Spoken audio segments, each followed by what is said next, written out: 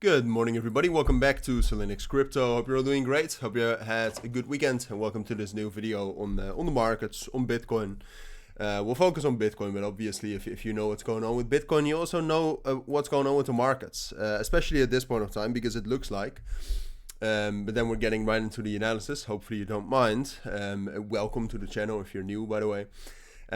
Because at this point of time, the Bitcoin dominance seems pretty bottomed out, right? If you look at the Bitcoin dominance here, we pulled back quite a bit from this level here at 58.6%. And let's just say if we drop down lower than the level we're at right here, then we're getting into a very strong altcoin moment, probably. Or Bitcoin just falls down a lot, but I don't really see a reason why Bitcoin would do that. So I do think maybe we'll spike down a little bit lower, but I do think this general support will hold for Bitcoin, which means that either Bitcoin becomes more bullish than most altcoins, or it holds up the best and altcoins start to fall down. And which one of those it's going to be, that we still have to see, all right? Because Bitcoin overnight was just in general very volatile, and when we saw a lot of liquidations also coming in. I mean, look at this price action here, right? So hopefully you can see it a little bit. Started off liquidating some shorts, then we liquidated some longs, liquidated some shorts again, and then liquidated even more shorts. And then I must say, after that we actually did see some new shorts opening again, and so far it seems like they're going unpunished. So obviously later today, when the US wakes up, and when the US is opening, that's going to matter a lot. But it seems like we are getting some net shorts coming in at this point of time, while the price is still falling down.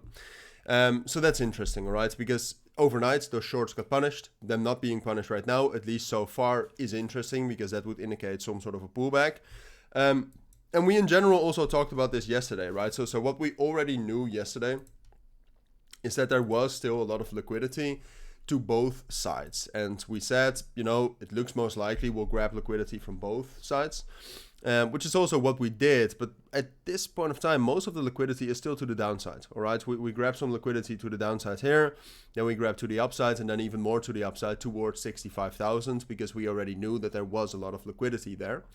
But what I said yesterday is that it's also possible we spike up once more. That would be this spike before dropping down into 62,000, and basically that whole level between 62,000 and 60,500. And I gotta be honest, I mean, if you look at the 1 hour time frame here, technically we are still very bullish. We're holding this level here around 63,500, 63,300. I think holding that level, if we really zoom in, is going to be crucial.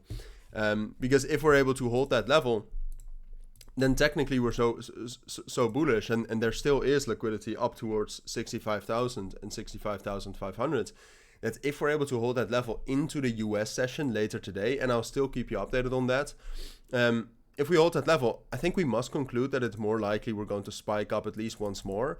Now, ultimately, if we really want to get into the 70s very quickly, we'd need to break above 65,000. And I still think it's most likely we will not break above that on the short term. I still think it's more likely we'll see some sort of a pullback lower, like I said, into 62 and 60,500.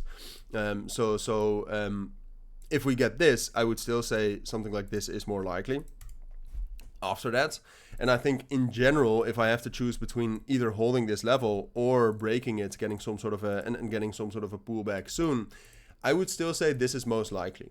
Now, and like I said, I will keep you updated on this. So if you have time, I would watch my middle of the day market update as well.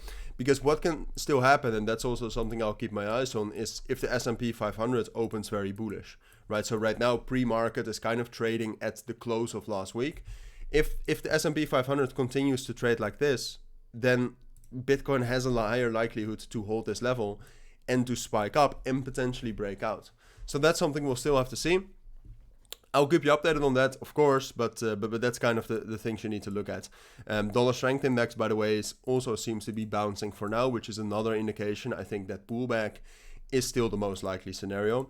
But there is a lot of liquidity around the price. So be careful for some spikes up and spikes down. And if you want to trade that, take it into account at the very least. All right, but that's what I think you need to know for now. If you do have any questions, let me know down in the comments, of course. But for now, thank you for watching. Take care and bye.